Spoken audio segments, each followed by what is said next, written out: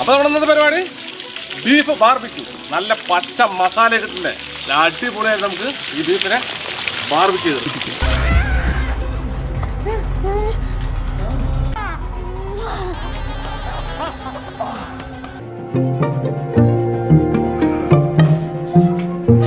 Colour നോക്കി നിങ്ങൾ ഇതിന്റെ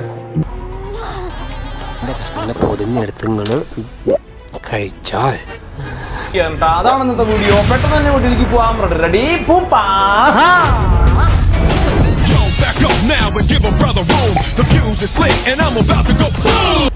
കേരളത്തിന്റെ മതസൗഹാർദ്ദത്തിൽ അസൂയ തോന്നി നമ്മളെ മൊത്തം രാജ്യത്തിന്റെ മുമ്പിൽ കോമാളികളാക്കി കാണിക്കുന്ന യജ്ഞത്തിന്റെ മൂന്നാമത്തെ ഇൻസ്റ്റാൾമെന്റ് കൊളാബറേഷനായ ഒരു വർഗീയ വിഷപ്പടമാണ് കേരള സ്റ്റോറി 2 അഥവാ ബീഫ് സ്റ്റോറി 2. സോ ആൾക്കാരെ ശ്രദ്ധ പിടിച്ചു പറ്റാൻ ഇവറ്റകൾ ആദ്യം ചെയ്തത് എന്താണെന്ന് വെച്ചാൽ ഒരു കൊണച്ച ട്രെയിലർ അങ്ങോട്ട് പടച്ചുവിടും.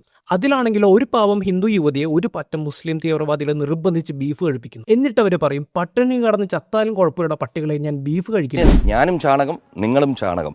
എടാ ഇതൊക്കെ ഏത് യൂണിവേഴ്സിറ്റി കേരളത്തിൽ ഏത് ജില്ലയിലാണ് ഇങ്ങനൊരു സംഭവം നടന്നത്? ഇതായിരുന്നു ഈ ട്രെയിലറിന്റെ അടിയിലുള്ള മെയിൻ കമന്റ്സ് മൊത്തം. എന്നിട്ട് ഇതിന്റെ മറുപടി പറയാനായിട്ട് ഇതിന്റെ ഡയറക്ടറും വന്ന ഒരു ലോഡ് സ്ത്രീകളെയും കൂട്ടി പ്രസ് മീറ്റ് വിളിച്ചു വരുത്തി. എന്നിട്ട് പറയണത് ഇത്രയും സ്ത്രീകൾ ശരിക്കും ലവ് ജിഹാദിന്റെ ഇരകളാണ്. അതൊക്കെ ശരിയാണ്. ഇതിൽ എത്ര പേരാണ് മലയാളികളായിട്ടുള്ളത്? ഈ പടത്തിന് എന്തിനാണ് കേരള സ്റ്റോറി 2 എന്ന് പേരിട്ടത്? ഈ വക ചോദ്യങ്ങൾക്ക് ഉത്തരം കിട്ടാത്തതുകൊണ്ട് ഡയറക്ടർ മൊണ്ണെ റൈറ്റർ കിഴങ്ങനും 500 രൂപയ്ക്കും ബീഫ് ബിരിയാണിക്കും വേണ്ടി സ്റ്റേജിൽ കയറിയ ജൂനിയർ ആർട്ടിസ്റ്റ് പെണ്ണുങ്ങളും കണ്ണും വഴി ഓടി. സോ ഈ കൊണച്ചപടം തുടങ്ങുന്നത് തന്നെ കേരളത്തിലൊരു വീട് കാണിച്ചുകൊണ്ടാണ്. കേരളത്തിൽ പിന്നെ എല്ലാവരും നായന്മാരാണല്ലോ. നല്ല അന്തസ്സുള്ള ഇല്ലത്തെ നായരാ കാണായിരുന്നു. സോ ഈ വീട്ടിലെ പെൺകുടി നമ്മൾക്ക് LKGയിൽ വിട്ട ഈ ഒരു ഐറ്റം പോത്തുവല വളർന്നിട്ടും ഇപ്പോഴും ചെയ്യുന്ന ഒരു ക്യൂട്ടസ്റ്റ് മെഴുകുന്നൊരു പെണ്ണാണ്. എന്നിട്ട് കുളി കഴിഞ്ഞ് ഈരനോടെ അടുക്കളയിൽ കയറി ദോശ കഴിക്കും. ശരിയാ, നമ്മുടെ നാട്ടിലെ സ്ത്രീകളൊക്കെ ഇങ്ങനെ തന്നെയാ.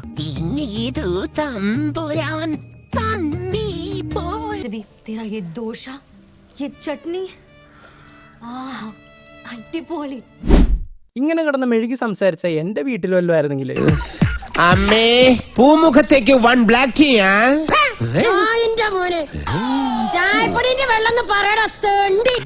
സോ ഇവരുടെ ഒരു വർത്താനം എങ്ങനെയെന്ന് വെച്ചാൽ ഹിന്ദി മലയാളം കുറഞ്ഞ ഏതൊരു പ്രാചീന ഭാഷയാണ്. ചിലപ്പോ ഹിന്ദി, ചിലപ്പോ മലയാളം. എന്താ അമ്മ മോളെ എന്നാ മോളെ ഞാൻ പറയും ശരി തന്നെ. ശരിയാ അച്ഛാ. നീ എവിടെയെങ്കിലും ഉറച്ചു നിൽക്കടാ നായിന്റെ മോനെ. നീ ആരുടെ കോപ്പ ഇരി കയറിയടാ. സോ ഇതായിരുന്നു വിക്ടിം നമ്പർ 1. ഇനി ഈ പടത്തിൽ 2 പേര് കൂടി ഉണ്ട് ഗൈസ്. ഇവർ കുറച്ച് ഡിഫറെന്റ് ആണ്. കാരണം ഇവർ കർണാടക സംഗീതമൊക്കെ BGM ഇട്ടിട്ട് ജാവലിൻ അറിയുന്ന ഒരു ബോൾഡ് ഗേൾ ആണ്.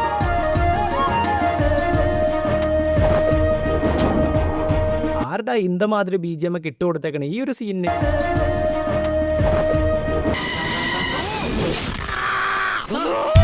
ആൻഡ് ഇവളുടെ ഡാഡി തന്നെയാണ് ഇവളുടെ മെയിൻ കോച്ചും. പ്രസാദ്, കടുവ പ്രസാദ്. നമസ്കാരം.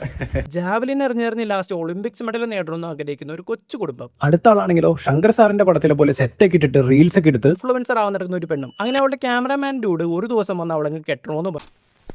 എനിക്കും ഇഷ്ടമാണ്, കല്യാണം കഴിക്കാൻ തയ്യാറുമാണ്. അപ്പൊ എന്താണെന്ന് വെച്ചാ പറയും. ആളൊരു വെടല ചെറുക്കനാണ് ഗൈസ്. അതായത് നോന്ന് കേട്ട കൈയൊക്കെ മുറിച്ച് ആകപ്പാടങ്ങടെ സീനാക്കി കളയും. സോ ഗൈസ് ഈ 3 പേരും യാദൃശ്ചികമായിട്ട് ഒരേ സമയം തന്നെ 3 അന്യമതസ്ഥരായിട്ട് ഇഷ്ടത്തിലാണ്. പെണ്ണിന്റെ ധൈര്യം എന്താണെന്നറിയോ? അവളിന്റെ കൂടെ ഒരാളുള്ളതാ. അതേടാ ഞാൻ മഞ്ജുന്റെ പെണ്ണാ. ജാവലിൻ എറിക്കാരി അവളുടെ വീട്ടുകാരറിയാണ്ട് കല്യാണം കഴിക്കും. ഏത്തീസായ അത്യാവശ്യം വിവരമൊക്കെ ഉള്ള ഈ ഒരു പെണ്ണാണെങ്കിലോ ഈ പുള്ളിയായിട്ട് ലിവിൻ ചെയ്യാൻ തീരുമാനം. പിന്നെ നമ്മുടെ റീൽസ് അഡിക്റ്റുകാരി അവളുടെ ബോയ് ഫ്രണ്ട് പറഞ്ഞതും കേട്ട് ഇൻസ്റ്റാഗ്രാമിൽ ഹോട്ട് റീൽസ് ഇട്ട് സബ്സ്ക്രിപ്ഷൻ അങ്ങോട്ട് തുടങ്ങും, നമ്മുടെ പർപ്പിളേച്ചിനെ പോലെ. നീ തിരിച്ചു വന്നെ ഞങ്ങൾക്ക്. പക്ഷെ അത് അവരുടെ വീട്ടിൽ കയ്യോടെ പിടിക്കും.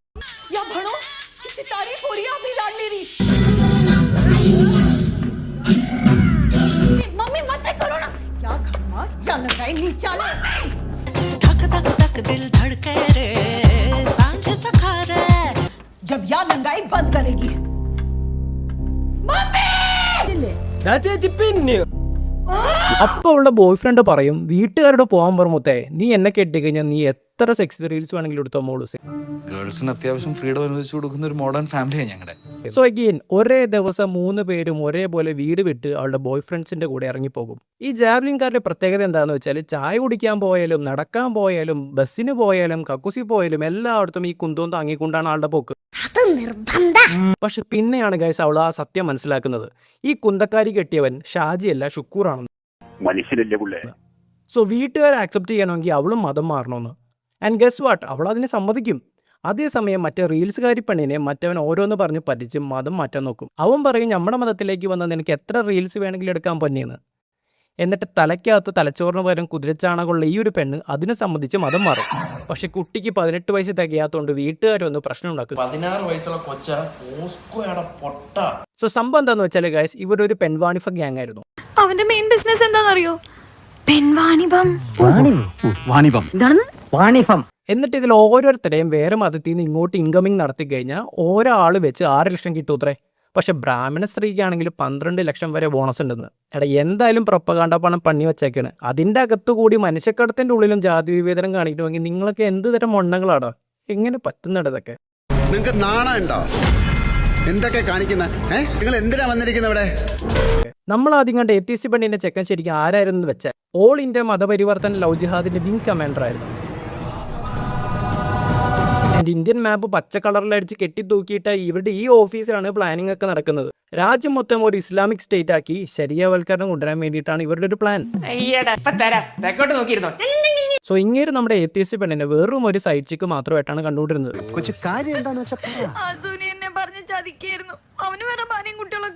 എന്നിട്ട് മതം മാറാൻ സമ്മതിക്കാത്തതുകൊണ്ട് ആളെ മുറിയിൽ പൂട്ടിയിട്ട് നിർബന്ധിച്ച് ബീഫ് തീറ്റിക്കും.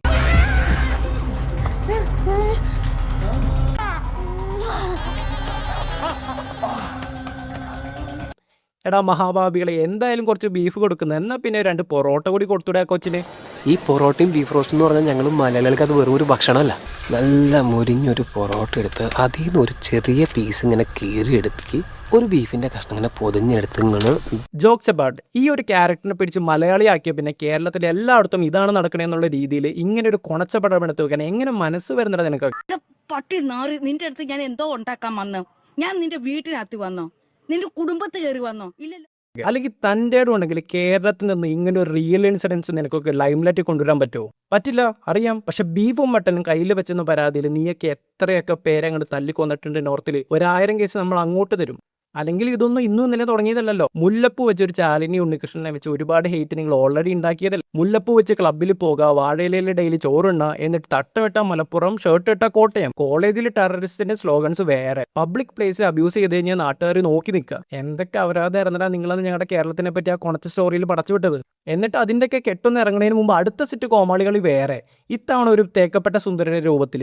വിഷമം വന്നു കഴിഞ്ഞാൽ തെങ്ങി കയറുക, അച്ചാർ കൊടുക്കുന്ന പാത്രത്തിൽ ചോറ് വിളമ്പുക, ഷോർട്സ് ഇട്ട് വേറെ നാട്ടുകാരനെ വന്നു കഴിഞ്ഞാൽ ഭീഷണിപ്പെടുത്തി അവനെ മുണ്ടുപിടിപ്പിക്കുക. പിന്നെ നമ്മുടെ നാട്ടിലെ ടാക്സി ഡ്രൈവേഴ്സ് ഒക്കെ കള്ളു കുടിച്ചാണ് വണ്ടി ഓടിക്കുന്നത്. അങ്ങനെ ഒരു ലോഡ് കോമാളിത്തരമാണ് ഈ കൊണച്ച മലയാളത്തിൽ ഈ ഒരു പടത്തിൽ പണി വെച്ചത്. ലാലേട്ടന്റെ പാട്ടും ഒരു കട്ടനും തീർക്കാൻ പറ്റാത്ത പ്രശ്നമുണ്ടോ?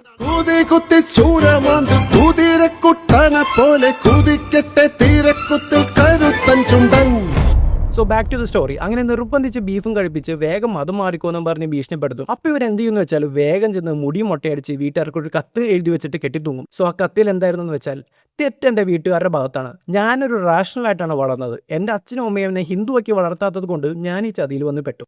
നല്ല ബെസ്റ്റ് മരണം വഴി. ഇതേ സമയം മറ്റു 2 പേരുടെ അവസ്ഥ എന്താണെന്ന് വെച്ചാൽ, നമ്മുടെ ഇൻഫ്ലുവൻസർ റീൽസ് ചെയ്യാൻ പറ്റാതെ വീർപ്പ് മുട്ടി ആകെ പ്രശ്നത്തിലായി.